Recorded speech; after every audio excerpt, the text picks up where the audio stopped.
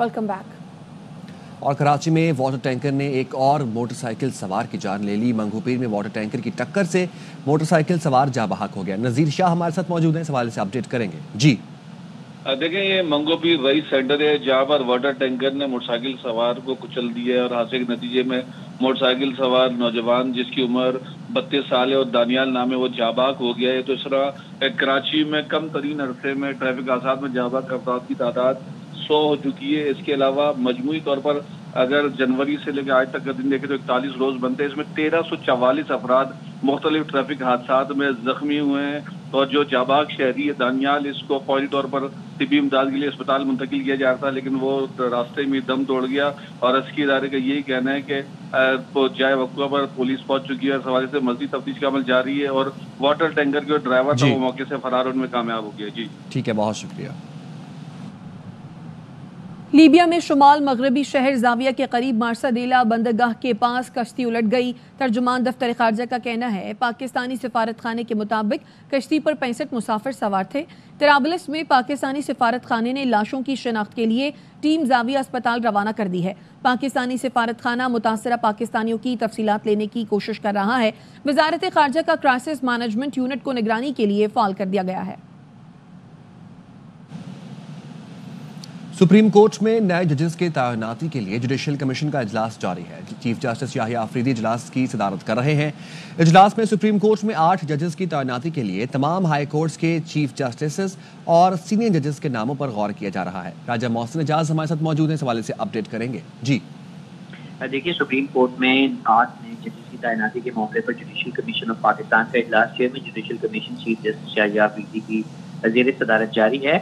और इस इजलास में सुप्रीम कोर्ट में 8 नए जजेस की तैनाती पर गौर किया जा रहा है, जिसमें जुडिशल कमीशन तमाम हाई कोर्ट्स के चीफ जस्टिस साहिबान समेत सीनियर जजेस के नामों पर गौर कर रहा है। ज़राए ने ये बताया है कि जस्टिस मंसूर अली शाह और जस्टिस मुनीब अख्तर की जानिब से इजलास का बायकॉट कर दिया गया है और वो इजलास के दौरान अपने तहफ़्फ़ुज़ात कमीशन इजलास के सामने रख कर इजलास से वॉकआउट कर गए हैं। और ज़राए ने इस बात की तस्दीक की है कि दोनों जो मौजूद जज साहिबान हैं उनकी जानिब से पहले खतूत भी लिखे गए थे।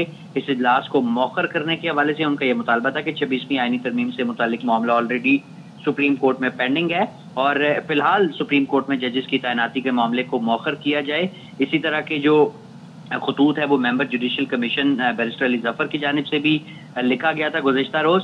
और अब ये इजलास जारी है 8 नए जजेस की तैनाती के हवाले से। ताहम 2 सीनियर तरीन सुप्रीम कोर्ट ऑफ पाकिस्तान के जो जजेस हैं, जिसमें सीनियर प्यूनी जज जस्टिस मंसूर अली शाह और जस्टिस मुनीब अख्तर शामिल हैं, इन दोनों मौजूद जज साहिबान की तरफ से जुडिशल कमीशन इजलास का बायकॉट कर दिया गया है। बहुत शुक्रिया। बैरिस्टर अली जफर कहते हैं आईन और कानून का तकाजा है जुडिशल कमीशन इजलास मुअख्खर किया जाए। पहले जजों की सीनियरिटी का फैसला होना चाहिए। खत में सारे निकात बता दिए, उसूल पर खड़े हैं और जीतेंगे। एक फैसला नहीं होता कि इस्लामाबाद हाई कोर्ट के जज कौन हैं, सीनियरिटी उनकी क्या है, तब तक आप सुप्रीम कोर्ट में उनको कंसिडर नहीं कर सकते। इन्हें इसमें पार्टिसिपेट करना है और अपना मौक़िफ़ पेश करना है। बाइकॉट तो एक तरीक़ेकार है जहां आप चीज़ को छोड़ देते हैं किसी और के हाथ। हमने मैदान नहीं छोड़ना। मैदान में जितनी भी मुश्किलात हों आपने अपनी आवाज़ उठानी है। असूल पे खड़े होंगे तो इंशाल्लाह आपकी जीत होगी। 6 वकला तंजीमों ने जुडिशल इजलास के खिलाफ एहतजाज मुस्तरद कर दिया। पाकिस्तान की 6 बड़ी बार associations supreme court bar, Pakistan बार, पंजाब, खैबर पख्तूनख्वा, बलूचिस्तान और सिंध बार काउंसिल का मुश्तरका एलामिया जारी। एलामिया में कहा गया कि वकला बरादरी के अंदर मौजूद सियासी अज़ाइम रखने वाले ग्रुप्स का मकसद जुडिशल कमीशन का इजलास सबूताश करना है। कानून की बरादरी के मुंतखब नुमाइंदे अदलिया की आज़ादी के साथ खड़े हैं। जुडिशल कमीशन इजलास के मौके पर इंतशारी लोगों की कॉल को हम यकसर मुस्तरद करते हैं। कुछ नाम नेहाद शरपसंद अनासर अपने मजमूम मकासद के लिए इंतशार पैदा करना चाहते हैं। मुंतखब नुमाइंदे जुडिशल कमीशन की कार्रवाई की मुकम्मल हिमायत करेंगे। 26वीं आईनी तरमीम को कानून के मुताबिक मंजूर किया गया।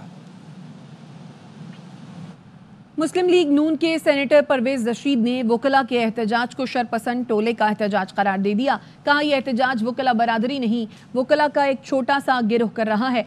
पार्लियामेंट की आईनी तरमीम को खत्म करने का इख्तियार किसी के पास नहीं। फर्द वाहिद अपनी गलतियों का खुद शिकार हो चुका है।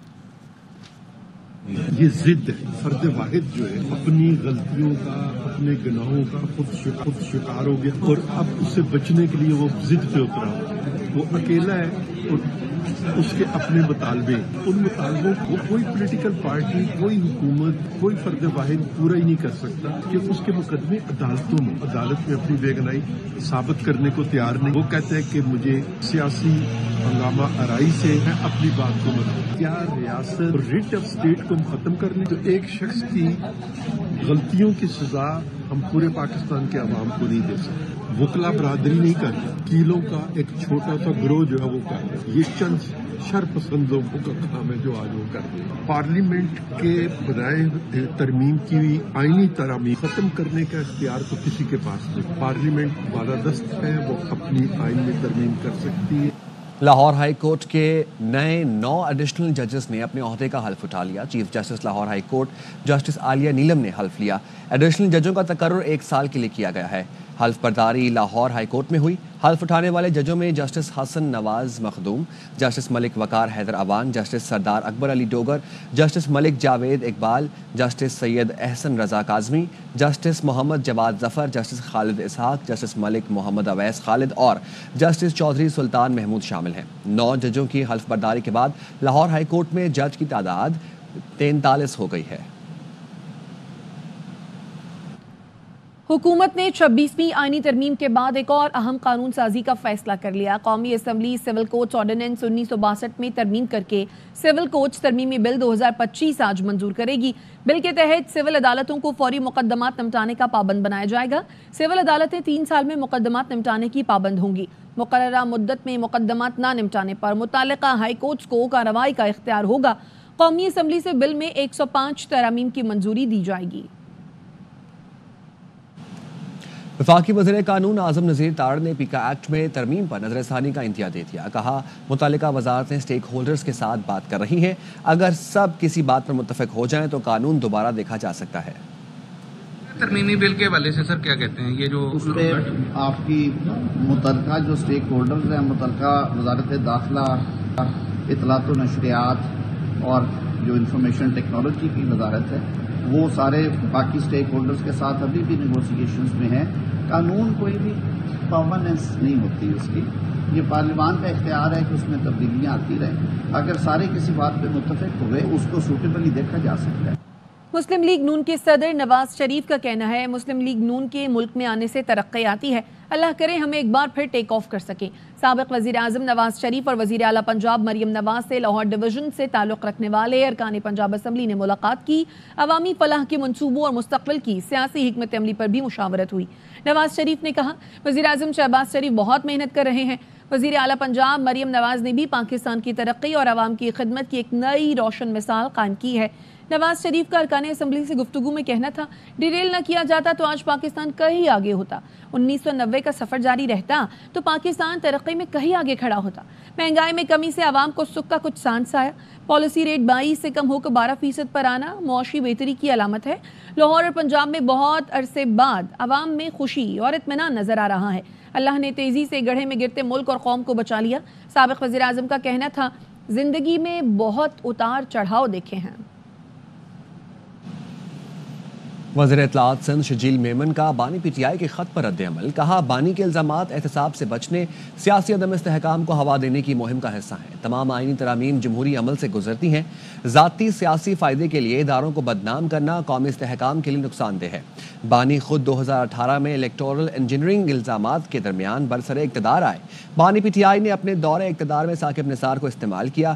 ثاقب نثار نے بانی پی ٹی آئی کے لیے بطور کارکن کام کیا۔ بانی پی ٹی آئی اور ثاقب نثار کی گٹھ جوڑ کو عوام آج تک نہیں بھولے۔ عوامی حمایت کھونے کے بعد بانی جمہوریت کو بدنام کرنے کی کوشش کر رہے ہیں۔ اپنے دور حکومت میں بانی پی ٹی آئی نے عدلیہ پر بے جا اثر ڈالنے کی کوشش کی۔ وزیر اعظم شہباز شریف 2 روزہ سرکاری دورے پر متحدہ عرب امارات روانہ۔ دبئی میں منعقدہ ورلڈ گورنمنٹ سمٹ میں شرکت اور خطاب کریں گے۔ वज़ीर-ए-आज़म शहबाज शरीफ मुत्तहिदा अरब इमारात की क़यादत और मुख्तलिफ मुल्कों के सरबराहान से मुलाकातें करेंगे।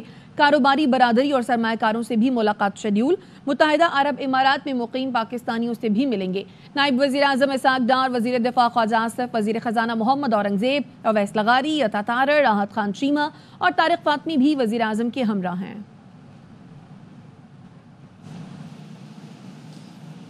सदर आसिफ अली जरदारी पुर्तगाल के दारुल हुकूमत लिस्बन पहुंच गए। इस्माइली बरादरी के रूहानी पेशवा प्रिंस करीम आगा खान की वफ़ात पर उनके बेटे प्रिंस रहीम आगा खान से ताज़ियत का इजहार करेंगे। सदर मुमलिकत की पुर्तगाल के सदर से भी मुलाकात मुतवक्की है।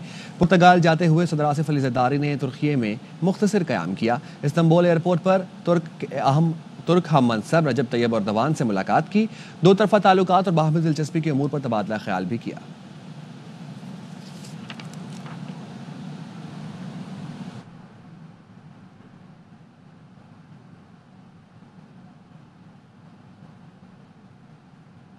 और खबर है कि भारतीय वज़ीर आज़म की जानिब से पेरिस जाने के लिए पाकिस्तानी फ़ज़ाई हुदूद का इस्तेमाल किया गया है।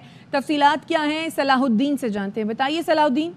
देखिए, बिल्कुल भारतीय वज़ीर आज़म का 3 रोज़ा दौरा पेरिस के हवाले से एक बार फिर पाकिस्तान की फ़ज़ाई हुदूद को इस्तेमाल किया गया है। मोदी ने पाकिस्तान की हुकूमत या अवाम के लिए खैर सगाली का कोई पैगाम नहीं छोड़ा था। भारतीय वज़ीर आज़म ने खुसूसी तैयारे न्यू दिल्ली से पेरिस जा रहा था। मोदी का खुसूसी तैयारा इंडिया 1 लाहौर के करीब से लाहौर रीजन से पाकिस्तान की फ़ज़ाई हुदूद में तकरीबन 50 मिनट तक रहा। उसके बाद ये 34,000 फीट बुलंदी पर होता हुआ बोइंग 777 तैयारा था जो पारा चनार से अफगानिस्तान की फ़ज़ाई हुदूद में दाखिल हुआ। नरेंद्र मोदी के तैयारे ने लगभग तकरीबन 12:40 पर दाखिल हुआ और 50 मिनट तक पाकिस्तान की फ़ज़ाई हुदूद में रहा। तो इस तरह से भारतीय वज़ीर आज़म का तैयारा पाकिस्तान की फ़ज़ाई हुदूद से होता हुआ भारत के अफगानिस्तान से होता हुआ पेरिस के लिए रवाना हुआ। जी, अपडेट करने के लिए शुक्रिया सलाहुद्दीन। कराची के मेडिकल कॉलेजों में 100 से ज़ायद उम्मीदवारों के पास दोहरे डोमिसाइल का इंकशाफ। उम्मीदवार गुज़िश्ता साल अंदरून सिंध में दाखिला ना मिलने पर इस साल कराची का डोमिसाइल बनाकर कामयाब हो गए। ज़राए के मुताबिक मुबैना तौर पर ज़्यादातर डोमिसाइल कराची के ज़िला शर्की से बनवाए गए। उम्मीदवारों का मैट्रिक और इंटर कराची से बाहर का था। कुछ उम्मीदवारों के पंजाब के डोमिसाइल पकड़े गए जिन्होंने बाद में सिंध का भी बनवाया। पंजाब का डोमिसाइल सिस्टम ऑनलाइन होने के बायस जालसाजी पकड़ी गई। कराची में टॉप पोजीशन पर आने वाली उम्मीदवार ने मैट्रिक और इंटर इस्लामाबाद बोर्ड से किया। कराची का डोमिसाइल लगाकर डाउ मेडिकल यूनिवर्सिटी में दाखिला लिया। डाउ यूनिवर्सिटी ने डबल डोमिसाइल के 30 दाखिले रोक दिए हैं। कराची के तलबा के लिए मेडिकल कॉलेजेस में मखसूस कोटा अंदरूनी सिंध को दिया गया। MQM पाकिस्तान का कहना है कराची के कोटे पर दीगर सूबों से ताल्लुक़ रखने वाले 100 से ज़ायद तलबा को दाखिले दिए गए। गैर कानूनी काम को कानूनी बनाने के लिए कराची ज़िला शर्क़ी और दीगर ज़िलों के जाली डोमिसाइल बनाए जा रहे हैं। कराची वाहिद शहर बन गया है जहाँ तरजीही बुनियादों पर गैर मकामी तलबा को दाखिले दिए जा रहे हैं। कराची का मुस्तकबिल पाकिस्तान का मुस्तकबिल है जिसे सिंध के मुतासिब हुक्मरान तबाह कर रहे हैं। चीफ जस्टिस पाकिस्तान कराची के तलबा को इंसाफ फराहम करने के लिए सो मोटो एक्शन लें। गवर्नर खैबर पख्तूनख्वा फैसल करीम कुंडी ने मुलाजमीन बरतरफी कानून 2025 मुस्तरद कर दिया।